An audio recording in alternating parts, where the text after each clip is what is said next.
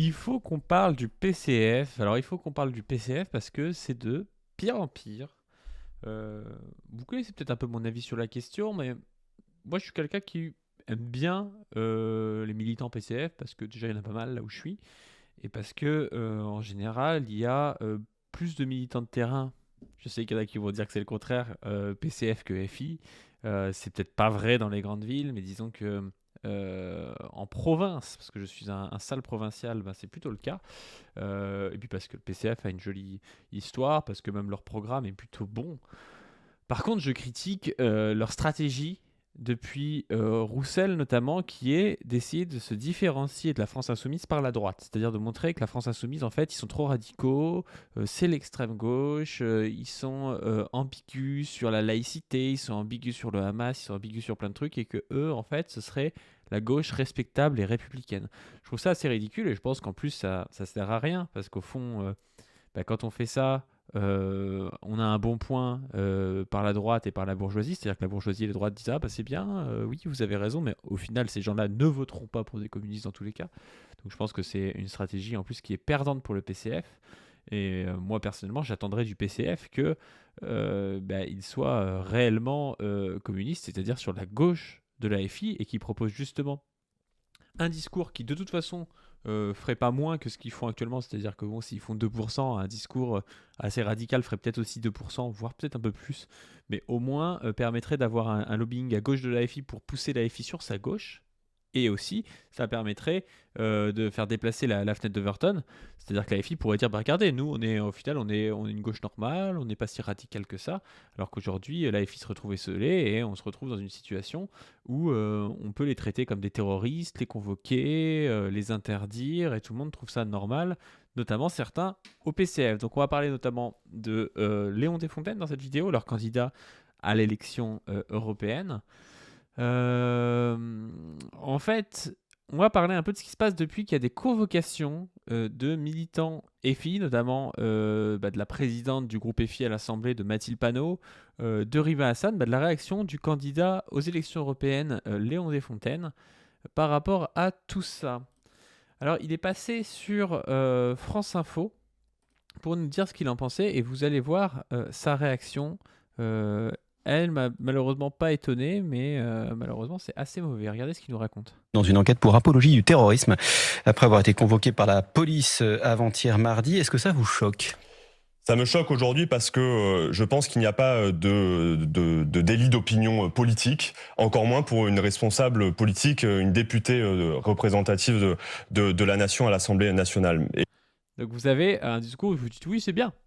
C'est bien, c'est bien, c'est bien. Il protège, Mathilde Panot, il protège les gens euh, qui vont être pas condamnés, mais au moins qui vont se prendre des enquêtes pour apologie du terrorisme, pour des tweets ou pour des paroles, qui en plus de ça, en général, sont juste des paroles de soutien à la résistance palestinienne et au peuple palestinien, quoi. Donc on pourrait se dire, ouais, c'est pas mal. Mais il y a un mais. Évidemment, il y a un mais. Et je parlais du délit d'opinion. En revanche, quelles sont ces opinions ? Moi, ces opinions, je ne les partage en aucun cas. Et il faut le dire quand même, depuis le 7 octobre, moi, je suis particulièrement mal à l'aise par les positions de la France insoumise. Et ça, c'est délirant. C'est délirant. Je la soutiens, mais ses positions, en fait, elles sont dégueulasses. Et donc, en fait, je la soutiens, mais vous avez raison, en fait, de fouiller là-bas parce que les positions sont pas claires. Ce qui est assez ridicule, parce que quand on connaît l'histoire du PCF, je veux dire, avant le 7 octobre, personne ne pouvait venir débattre que la France insoumise était meilleure sur la question palestinienne que le PCF. C'était absolument faux. Le PCF a des rapports historiques avec tout un tas d'organisations de gauche, que ce soit palestiniennes ou israéliennes, s'impliquent beaucoup plus en fait dans la résistance palestinienne. Sauf qu'en fait, là, De Fontaine, Roussel, ils sont en train de tout détruire, c'est-à-dire qu'ils jettent l'histoire de leur parti sous un camion comme ça en disant ah oui mais attendez c'est quand même honteux ce qu'ils ont dit à la France insoumise et puis ils sont ambigus avec le Hamas quoi. Refus de qualifier le Hamas d'organisation terroriste. Quand j'entends Madame Obono, par exemple, dire que le Hamas mène une action de résistance du peuple palestinien, ou Madame... Oui ça c'est ridicule. Daniel Obono dit le Hamas je veux pas là. Daniel Obono, Hamas, résistance. Qu'est-ce qu'elle a dit exactement ? Daniel Obono qualifie le Hamas de mouvement de résistance qui se définit. C'est un mouvement de résistance qui se définit comme tel. Elle dit ça. Bon, on peut en penser ce qu'on veut. En tous les cas, c'est un mouvement qui a pour particularité de s'opposer à la colonisation israélienne. Donc, je vois pas en quoi ce qu'elle dit ce soit particulièrement honteux, mais bref, à la limite, on s'y oppose. C'est ce qu'a fait la France Insoumise. La France Insoumise a dit non, non, non, c'est pas du tout ce qu'on pense, machin. Donc en fait, cette opinion n'est pas représentative de la France Insoumise. C'est pas, la France Insoumise dit pas le Hamas c'est un mouvement de résistance. La France Insoumise n'est pas sur ces positions-là. Et Léon Desfontaines va sur un plateau et nous dit, en gros, voilà, moi je trouve que les positions de la France Insoumise sont honteuses. Quand Madame Obono dit le Hamas c'est un mouvement de résistance, sauf que c'est pas la position de la France Insoumise. C'est pas normal que lui, il vienne faire croire que la France Insoumise est sur cette position-là. À dire que le combat du Hamas est légitime, je pense qu'il y a un profond problème. Vous savez, moi je me suis engagé en 2013, à l'âge de 17 ans, chez les... Pareil, quand Rima Hassan dit que le combat du Hamas est légitime, c'est sur le plan du droit international. Moi, je connais pas le droit international à ce point-là, mais je crois que dans les dynamiques coloniales, les mouvements armés sont autorisés pour les coloniser, de ce que j'ai compris au niveau international. Donc, lui, il vient nous faire croire en gros que la position de l'AFI, c'est de dire on est pour le Hamas qui est un mouvement de résistance et les tueries sont légitimes. C'est pas ça la position de l'AFI. Les jeunes communistes. Depuis cet âge-là, je suis engagé pour la cause palestinienne et comme la majorité des Français, je suis profondément scandalisé par ce qui se passe à Gaza. Mais comme la majorité des Français, je ne veux pas être associé à la France insoumise et aux propos et à la dérive qu'elle a eue ces dernières années. Donc je le dis aujourd'hui avec force, la France insoumise est en train de souiller et piétiner le combat palestinien à des fins électorales et ça, je ne leur pardonnerai jamais. Non mais c'est une dinguerie. Là. C'est une dinguerie. C'est-à-dire qu'il a une organisation qui est sur des positions très similaires à celle de la France Insoumise, parfois même plus à gauche que celle de la France Insoumise.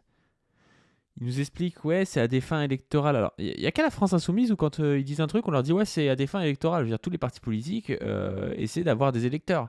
Je vois pas en quoi c'est particulièrement honteux. Après, dire que c'est que pour avoir des électeurs et qu'ils n'en croient pas un mot, bah ça, c'est un peu complotiste, quoi, parce que je vois pas pourquoi ce serait le cas que pour eux et pourquoi ils penseraient pas un mot de ce qu'ils racontent, quoi.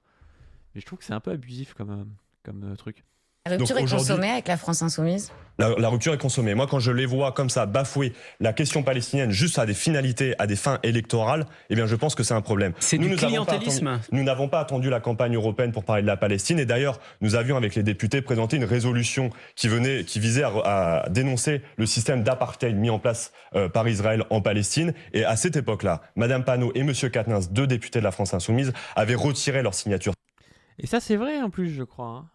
Mais c'est pour ça qu'en fait, c'est. On attendrait du PCF qui soit sur la gauche de la France Insoumise, qui dise hop, hop, hop, hop, hop, vous souteniez pas tant que ça il y a 6-8 mois. Regardez, nous, on est à l'avant-garde là-dessus. Qu'ils arrêtent de bégayer et de faire comme si c'était la France Insoumise était extrémiste sur la question et qu'ils les prennent par leur gauche. On attendrait ça en fait. Et c'est même bien dommage que ce soit pas eux qui aient réussi à mettre en avant, par exemple, quelqu'un comme Rima Hassan pour les élections. C'est même bien dommage, en fait, que le PCF n'ait pas réussi ça, parce qu'avec les liens qu'ils ont avec certaines organisations palestiniennes, je pense qu'ils pouvaient mettre en avant quelqu'un de la résistance palestinienne, une franco-palestinienne ou un franco-palestinien, peut-être, et arriver justement à faire un lobbying sur cette question-là, quoi. Mais non, ils ont choisi l'inverse, c'est-à-dire dire ah ben non, en fait, ils vont trop loin et ils souillent la question palestinienne. Si vraiment ils étaient engagés pour la cause palestinienne, comme je le suis depuis quelques années, eh bien ils seraient engagés à nos côtés bien avant et pas uniquement lors des élections. Donc voilà ce qu'il nous raconte. Il a fait aussi un fil, il avait dit ça, la convocation de la présidence de la FI et de la présidente du groupe FI est inacceptable. J'ai dénoncé avec force les propos tenus par la France Insoumise depuis le 7 octobre, mais en aucun cas la justice ne doit être utilisée à des fins politiques. Donc voilà, il y a toujours un mais, quoi. C'est inacceptable, mais je dénonce avec force les propos qui tiennent, quoi. On a Romain Revient, le TikToker de la jeunesse communiste, qui dit regardez, regardez comme je suis gentil et les filles méchants, soutien et ferme ta gueule. Pas très gentil, Romain, hein. C'est pas très très gentil ça, mais il a pas tort, quoi. Il a pas tort parce que le truc de regardez, je suis gentil, la FI c'est des méchants, c'est un peu ridicule, quoi. Ah, puis il a fait un non-fil, on va peut-être pas lire tout ça. Il y a Rima Hassan qui lui a répondu et qui a répondu ceci.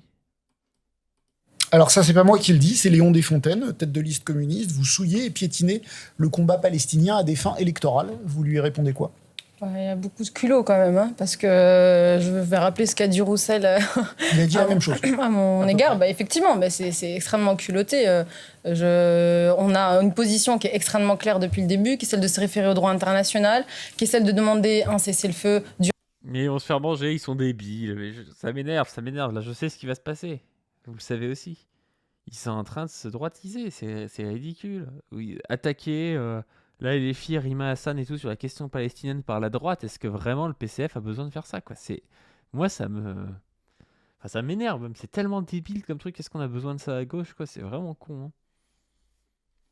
Durable et permanent, qui est celle de demander la... Mais vous voyez, nous, on vous pose des questions dessus, vous croyez qu'on est en opposition. Eux, ce sont de vos partenaires politiques. Ça ne leur convient pas du tout. Non, mais c'est absolument pas des partenaires sur ce sujet. Donc, moi, je vais le dire très, très, très franchement. L'union, oui. La trahison, non. Donc, la posture qui est celle aujourd'hui...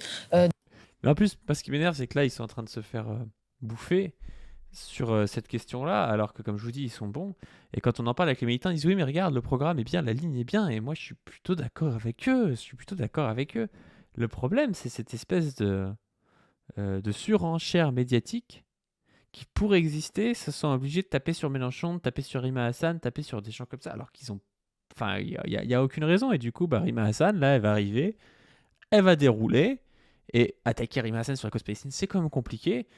Et ils vont passer pour des cons, ils vont faire 2% encore. C'est vraiment énervant, quoi. Alors qu'il y a plein de gens que j'aime bien, moi, au PCF, notamment, je vous dis, dans les militants de terrain, quoi. Mais c'est ridicule, quoi. De ce mouvement politique, elle trahit à l'inverse plutôt les revendications qui sont celles du peuple palestinien. Ils ne dénoncent bien sûr le PC et le PS trahissent les revendications oui, la du position peuple historique. palestinien. Il y a énormément de militants par ailleurs. Moi, je vous le dis, je viens d'une famille communiste, donc en plus je sais de quoi je parle. Donc oh là là là là là là. Bah oui. Non, mais oui. Ça va faire mal. Bah non, mais c'est ça le problème, c'est que quand on pense avoir le monopole de quelque chose et qu'on explique que tout le monde trahit, enfin que pas tout le monde, mais une grande partie, la France Insoumise c'est quand même une grande partie, on va dire, de la gauche actuelle, trahit, et on finit par se prendre des retours de feu, parce qu'au final, est-ce que le Parti communiste aujourd'hui représente vraiment les communistes de ce pays et les communistes mondiaux ? Je suis pas persuadé, hein. Il y a énormément de militants de ce mouvement qui dénoncent précisément la posture de Fabien Roussel sur le sujet.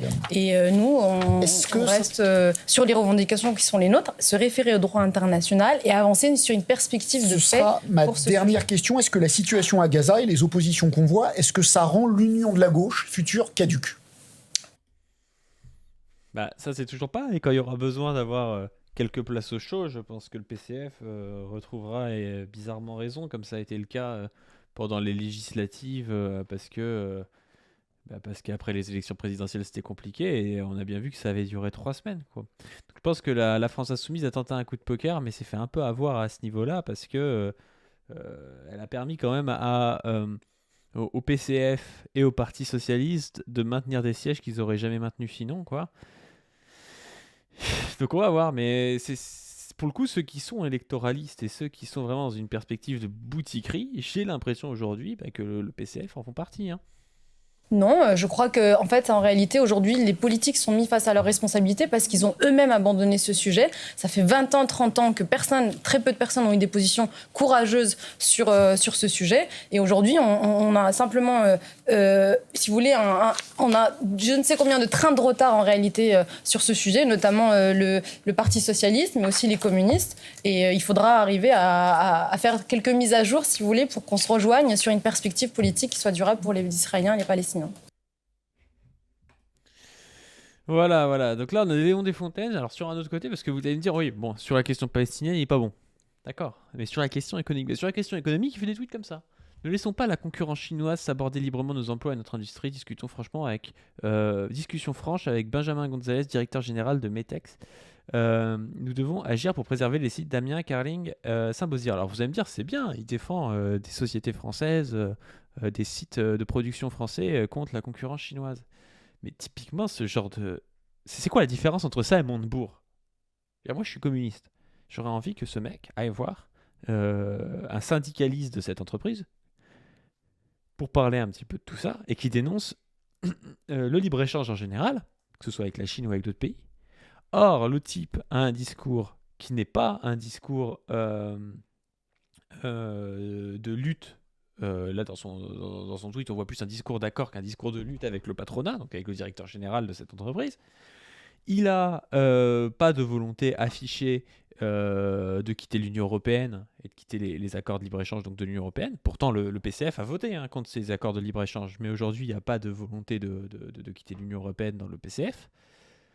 Et il vient juste taper sur la Chine avec un patron français. C'est-à-dire, ouais, notre bourgeoisie, en gros, ça va, on va la protéger contre la bourgeoisie chinoise montante et contre la concurrence mondiale. C'est pas ça qu'on veut. Ce qu'on veut, c'est dire, nous, on veut garder ces usines, on veut être avec les ouvriers, avec les représentants de ces ouvriers syndicaux dans ces usines-là, contre le libre-échange, que ce soit à l'intérieur de l'Europe ou à l'extérieur de l'Europe, à la limite, on s'en tape. Je veux dire que cette usine soit délocalisée en Ukraine, en Pologne ou en Chine, ça change rien, quoi. Et du coup, il se fait taper dessus par Nathalie Arthaud, qui dit « Desfontaines du PCF désigne l'ennemi chinois, avec lui nos capitalistes, nos beaux vieux actionnaires français, nos multimilliardaires qui nous tournent la laine sur le dos peuvent dormir tranquilles. » C'est exactement ça, quoi. Donc, ce discours est ridicule. C'est vraiment le monde bourre-de-wish, ce mec. Alors, Desfontaines continue. Alors, il va finir chroniqueur chez CNews. Regardez ce qu'il nous explique sur les manifestations à Sciences Po par les étudiants. Moi, je salue la mobilisation exceptionnelle des étudiants en cours, justement, qui veulent faire pression auprès d'Emmanuel Macron. Vous les encouragez, les étudiants ? Mais je les soutiens, bien évidemment. Vous les soutenez, mais vous n'y êtes pas. Je les soutiens. Avec eux. Mais LFI est en permanence à côté d'eux. À Sciences Po, peut-être. Mais vous voyez qu'aujourd'hui, la mobilisation, elle est partout. Et nous avons les jeunes communistes. Donc vous vous dites encore une fois, c'est bien, Desfontaines soutient les étudiants à Sciences Po, et là Desfontaines parle des jeunes communistes. Bon, j'ai l'impression qu'il est pas vraiment sur les positions des JC et des jeunesses communistes sur la plupart des questions, mais bon, on va voir ce qu'il nous raconte. En tout cas, on se dit, il soutient, c'est pas mal. Qu'est-ce qu'il nous raconte après ? Qui sont particulièrement mobilisés sur cette question-là, et moi je salue ces étudiants qui se mobilisent et qui ont le courage qu'Emmanuel Macron n'a pas. Et qui crient de la rivière à la mer ? Ça, c'est une honte. Ça, c'est une honte, mais c'est minoritaire dans les mobilisations. Et c'est honteux. Et je comprends, moi, tout. Ça, c'est-à-dire les gens qui veulent un État laïque, multiethnique et multireligieux, c'est une honte, quoi. C'est incroyable, quoi. Le gars répète les éléments de langage de la Macronie, de l'extrême droite, des Enthoven, des Kluxmann. Enfin, dire de la rivière à la mer, c'est pas dire on veut génocider telle ou telle population et à n'en avoir qu'une seule. Il y en a peut-être qui pensent ça, hein, mais en tout cas, à gauche, on pense pas ça. Dire de la rivière à la mer, c'est dire on veut une espèce de réconciliation entre ces deux populations à un État laïque, où ces deux populations cohabitent à poids égal, à citoyenneté égale. C'est simplement ça, c'est la fin de l'apartheid. Tout à fait, notamment les députés de La République En Marche de Renaissance qui ont critiqué ces slogans-là. Mais il comprend tout à fait les députés de La République En Marche. Hein. Ça, c'est une honte. Ça, c'est une honte, mais c'est minoritaire dans les mobilisations. Et c'est honteux. Et je comprends, moi, tout à fait, notamment les députés de La République En Marche de Renaissance qui ont critiqué ces slogans-là. Mais du coup, s'ils les ont critiqués, qu'est-ce qu'ils attendent pour enfin reconnaître l'État palestinien aux côtés de l'État israélien, qui reconnaissent les deux États maintenant? Emmanuel Macron, qu'attend-il pour reconnaître enfin l'État palestinien sur les frontières de 1967? Mais il sait en plus que c'est impossible. Alors là, c'est pareil, la FI est sur les mêmes positions, mais... Qu'est-ce que tu veux reconnaître l'État palestinien sur les frontières de 1967 alors qu'aujourd'hui il y a des colonies partout et il y a de moins en moins d'États palestiniens exploitables, on va dire, par le peuple palestinien. C'est pour ça que la solution à deux États est de moins en moins possible et que la plupart des militants un peu à jour sur la thématique palestinienne militent pour la solution à un État.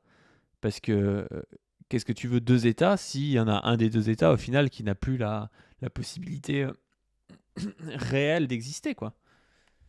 Si vraiment ça le choque, ces phrases d'une solution à un État. Les universités françaises doivent cesser toute collaboration, c'est même pas une collaboration, tout échange avec les universités israéliennes. Non, je ne partage pas, y compris les fers de lance des mobilisations anti-Netanyahou naissent dans les universités israéliennes. Donc aujourd'hui, au contraire, on a plutôt besoin d'appuyer ces mobilisations, ce monde universitaire, ce monde étudiant israélien, qui aujourd'hui conteste les logiques de colonisation. Donc, ensuite, on a quoi ? Ah oui, on en a d'autres, parce qu'il y a Léon Desfontaines au PCF.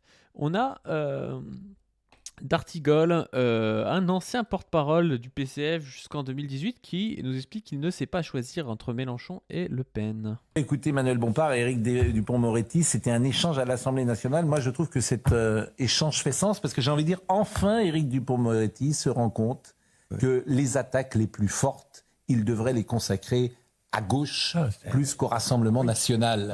Voilà. Enfin, j'ai l'impression qu'ils ont une sorte d'illumination ces derniers temps. Donc voilà, il faut condamner plus la France Insoumise que le Rassemblement National. Et vous allez voir un gars, donc un ancien porte-parole du PCF il n'y a pas si longtemps, quoi. Vous allez voir sa réaction face à ça. Le but, c'est de faire passer LFI pour les amis de l'Iran, du Hamas ou je sais pas trop quoi. On comprend mieux, alors. On comprend mieux quel était votre... Écoutez, je suis désolé de vous le dire, vous ne contesterez pas ça, quand même? Non. Entre Jean-Luc Mélenchon et Marine Le Pen? Il faut que je choisisse. Oui. Ça m'intéresserait d'ailleurs. Non, mais c'est intéressant comme choix. Non, je ne sais pas choisir. Ah oui, vous voulez pas choisir. On un peu là. Oh, l'enfer. Le gars, il est entouré d'espèces de droitards et tout qui jubilent de la stigmatisation et de la répression envers la France insoumise, et qui est là entre Marine Le Pen et Jean-Luc Mélenchon. Qu'est-ce que vous choisissez? Putain, c'est ouf. Hein. Ah oui, vous voulez pas choisir. C'est marrant, ça. Non, mais... Et vous? Moi, je pense que je choisirais, oui. Ouais. Mais je choisirais, je ne dis pas ce que je ferais, mais je pense que je pourrais choisir. Ouais. Le mec a vendu son âme, quoi. Léon Desfontaines, on peut imaginer que dans 5-6 ans, il soit comme ça, chroniqueur sur un plateau du type. Hein. Ça, il dira, ouais, Mélenchon, c'est très grave. Ensuite, on a Ambroise Zola qui nous dit: le tweet de Roussel a été lu par l'accusation contre le secrétaire de la CGT du Nord, donc contre Jean-Paul, je n'oublie toujours son nom, de Lascaux, je crois. Il a été condamné à 1 an de prison avec sursis pour apologie du terrorisme. Voilà à quoi sert Roussel, à faire condamner des syndicalistes. Et Roussel, il avait dit ça, en fait, sur le tract de la CGT du Nord, là. À 6h du matin, à 6h ce matin, la police a arrêté et menotté le secrétaire départemental de l'Union départementale CGT Nord. Si je ne partage pas le tract qui lui est reproché, je n'accepte pas qu'on traite un syndicaliste comme un terroriste. Solidarité. C'est toujours ça le problème. C'est encore une fois, c'est comme avec Desfontaines, c'est des oui mais. C'est voilà, mais moi je ne partage pas quand même. Mais voilà, c'est je suis contre, mais quand même vous avez raison de dire que ce mec dit des choses pas bien, quoi. Parce qu'en vrai, c'est vrai que c'est pas bien. Et vous avez l'image en plus d'un communiste qui dit ça, donc ça donne du poids en fait. C'est-à-dire que les macronistes ou l'extrême droite peut dire mais regardez, même les communistes sont contre votre tract. C'est ça qui est ouf, quoi. Et il y a le camarade Olivier Matteux qui, du coup, a réagi à tout ça et qui a lancé une petite pique en direction de Roussel, je pense, notamment, ou de Desfontaines. Alors, il ne l'a pas cité réellement, mais il a dit ça. Il a dit: quand le génocide sera allé à son terme, qu'il n'y aura plus un seul Palestinien, vous la construirez avec qui, la solution à 2 États? Depuis quand la position historique n'est plus le droit des peuples à l'autodétermination? Depuis quand, sous prétexte de désaccord, on préfère regarder tranquillement mourir un peuple en prétendant savoir ce qui est mieux pour lui? Depuis peut-être la fois où un des nôtres a été arrêté pour soutien à la Palestine et soutenu du bout des lèvres avec un tacle par derrière donné par un dirigeant de notre camp. Depuis, il a été condamné à 1 an pour apologie du terrorisme. Vous imaginez là? Moi, à chaque fois que je critique le PCF, il y a des gars du PCF qui viennent me dire: ah oui, t'es un anticommuniste, machin. Mais vous pensez quoi? Vous pensez qu'Olivier Matteux, c'est un anticommuniste, quoi? Non, c'est juste qu'on est dégoûté par cette espèce de préférence de passer pour des gentils auprès de la bourgeoisie qu'ont les Roussel, les Desfontaines et tout, plutôt que de soutenir clairement des gens de notre camp, quoi. Ce fameux dirigeant sera condamné pour apologie du trompettisme politique et ceux qui le suivent le seront aussi, et ce sera le cadet de nos soucis le jour venu. Voilà. Et ben moi je suis assez d'accord avec Olivier Matteux et on va finir là-dessus. Alors, juste, je vois que les tipeurs ont baissé. Alors je sais pas pourquoi les tipeurs ont baissé, peut-être que... Non, on n'est même pas au début du... Ah si, on est au début du mois prochain, c'est pour ça. C'est pour ça. Donc on a moins de 200 tipeurs. On est quand même à 1221 € collectés au 1er mai. Ce qui est pas mal, ça veut dire que c'est des dons constants. Donc merci beaucoup à vous tous. continuez de donner. Ça nous permet d'organiser des choses. Vous avez vu que la vidéo avec Johan s'est bien passée sur la chaîne Pas du Ring. N'hésitez pas à me proposer des gens aussi pour ce genre de format, un petit peu détente et tout, si vous avez des idées. Comme ça me donne des idées parce que je ne pense pas forcément à tout le monde. N'hésitez pas à aller suivre la chaîne et la chaîne principale, donc Pas du Ring, et puis cette chaîne-là. Et puis sur ce, je vous dis à plus.